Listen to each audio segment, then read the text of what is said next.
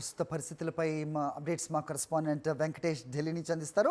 వెంకటేష్ చెప్పండి, సో న్యూఢిల్లీ ఏ రకంగా చూస్తుంది పరిణామాలను? మొత్తానికి ఖమేనీ తర్వాత ఎవరు అన్నదానిపై ప్రపంచ దేశాలు ఆసక్తిగా ఎదురు చూస్తున్నాయి. ఏంటి మీ దగ్గర ఇన్పుట్స్?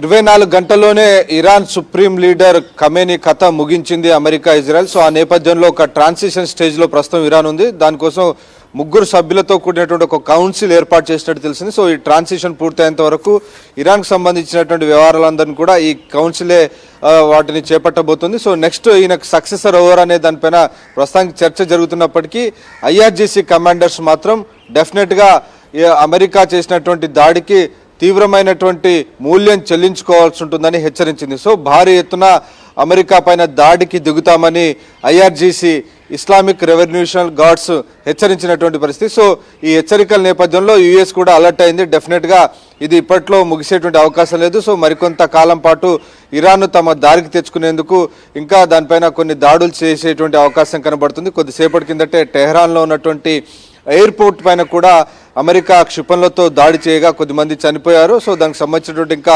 దాడులు కొనసాగుతున్నటువంటి పరిస్థితి. సో సుప్రీం లీడర్ ఖమేనీ చనిపోయినప్పటికీ మిగిలినటువంటి వ్యవస్థలన్నిటిని కూడా తన గుప్పిట్లోకి తెచ్చుకోవడానికి అమెరికా ప్రయత్నాలు చేస్తుంది. సో ఆ నేపథ్యంలోనే దాడులు మరికొంత కాలం పాటు కొనసాగేటువంటి అవకాశాలు కనబడుతున్నాయి. సో మొత్తానికి అమెరికా చాలా రోజుల నుంచి, దాదాపు గత ఏడాది జూన్ నుంచి ఇరాన్ పైన పట్టు సాధించాలని ప్రయత్నం చేస్తుంది. సో మొదట్లో అణ్వస్త్రాలన్నిటిని కూడా న్యూక్లియర్ ఫెసిలిటీస్ అన్నిటిని కూడా నేలమట్టం చేసింది. సో నిన్న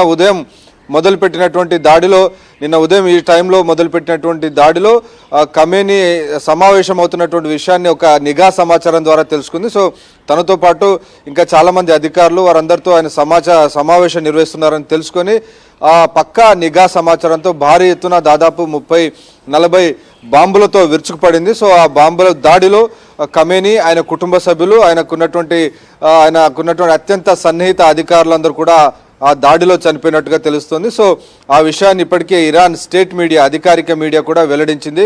అమెరికా జరిపినటువంటి దాడుల్లో సుప్రీం లీడర్ అమరుడయ్యాడనేటువంటి విషయాన్ని స్పష్టం చేసినటువంటి పరిస్థితి. సో డెఫినెట్గా దాదాపు 36 సంవత్సరాల పాటు ఇరాన్ను సుప్రీం లీడర్ ఖమేనీ పరిపాలించారు. సో ఒక నియంతలాగా ఆయన పరిపాలించారు. దాని ఫలితంగా అక్కడ ఉన్నటువంటి ప్రజల్లో కూడా పెద్ద ఎత్తున అన్రెస్ట్ మొదలైంది.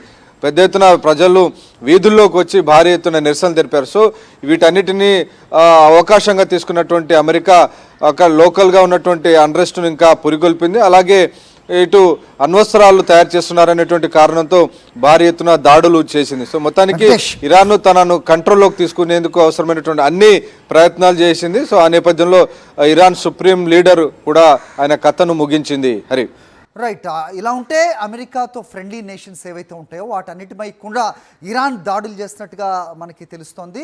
దుబాయ్ ఎయిర్పోర్ట్ దగ్గరలోనే బాంబులు వర్షం కురిసింది. చాలా మంది పరుగులు తీశారు, దాంట్లో భారతీయులు కూడా ఉన్నారనే వార్త కూడా వినిపిస్తున్న నేపథ్యం. మరోవైపు బహ్రెయిన్ అమెరికన్ మిలిటరీ బేస్ మీద కూడా నేను దాడులు చేసిన పరిస్థితి తెలిసిందే. అబుదాబీలో కూడా ఇదే పరిస్థితి. ఖతార్ అయితే కొన్ని మెజైల్స్ని ఇంటర్సెప్ట్ చేస్తుందని కూడా ప్రకటించారు. జార్డన్లో కూడా ఇదే పరిస్థితి కనిపిస్తోంది. ఎటువైపు వెళ్తోంది? మొత్తానికి పశ్చిమాసియాలో ఒక volatile situation కనిపిస్తోంది. How is New Delhi watching this? డెఫినెట్గా వెస్ట్ ఏషియా అంతా కూడా ఇరాన్ ఇజ్రాయెల్ యుద్ధం నేపథ్యంలో అట్టుడుగుతుంది. పూర్తిగా యుద్ధం పరిణామాలన్నీ కూడా అక్కడ ఇతర దేశాలు కూడా చవిచూస్తున్నాయి. కేవలం 2 దేశాల మధ్య యుద్ధం కాదు, మిగిలినటువంటి దేశాలు కూడా అందులో ఇన్వాల్వ్ అయ్యేటువంటి పరిస్థితి మనకు కనబడుతుంది. మీరు చెప్పినట్టుగా వెస్ట్ ఏషియాలో ఉన్నటువంటి అనేక దేశాల గుండా భారీ ఎత్తున ఇరాన్ నుంచి ఇజ్రాయెల్ వరకు దాదాపు 1000-2000 కిలోమీటర్ల దూరం ఉంది. సో ఈ దూరం వరకు బ్యాలిస్టిక్ మిసైల్స్ను ఫైర్ చేస్తుంది. సో బ్యాలిస్టిక్ మిసైల్స్ను ఇంటర్సెప్ట్ చేసేటువంటి క్రమంలో అనేక మిసైల్స్ అన్ని కూడా గురితప్పి వేరే దేశాల్లో పడుతున్నాయి. సో ఇటు దుబాయ్లో కానీ, ఇటు ఖతారు, కువైట్, అలాగే జోర్డాన్, ఇటువంటి దేశాల్లో కూడా ఇవి పడుతున్నటువంటి పరిస్థితి. సో దాని ఫలితంగా అక్కడ ఉన్నటువంటి జనావాసాల్లో తీవ్రమైనటువంటి భయాందోళన నెలకొన్నాయి. ప్రధానంగా దుబాయ్లో ఎక్కువ మంది భారతీయులు నివసిస్తుంటారు, చాలామంది కార్మికులు అక్కడ పనిచేస్తుంటారు. సో తాజాగా చేస్తున్నటువంటి దాడులతో అక్కడ ఉన్నటువంటి భారతీయుల్లో కూడా తీవ్రమైనటువంటి ఆందోళన వ్యక్తమైంది. నిజానికి నిన్ననే భారత విదేశాంగ శాఖ భారత పౌరులందరికీ, వెస్ట్ ఏషియాలో ఉన్నటువంటి పౌరులందరికీ కూడా అడ్వైజరీ ఇచ్చింది. ఖచ్చితంగా మీరందరూ సురక్షిత ప్రదేశాల్లోకి వెళ్ళండి, లోకల్గా ఇచ్చేటువంటి అడ్వైజరీ ఎప్పటికప్పుడు ఫాలో కావాలి. ఒక వారం పాటు ఈ రకమైనటువంటి టర్బులెన్స్ ఉండేటువంటి అవకాశం ఉందని భారత్ హెచ్చరించింది. అలాగే ఈ మొత్తం పీస్ కూడా నెలకొల్పాలని చెప్పి ఇప్పటికే భారత్ ఈ పరిణామాలపైన స్పందించింది. Hari. All right, Venkatesh, thanks for the inputs.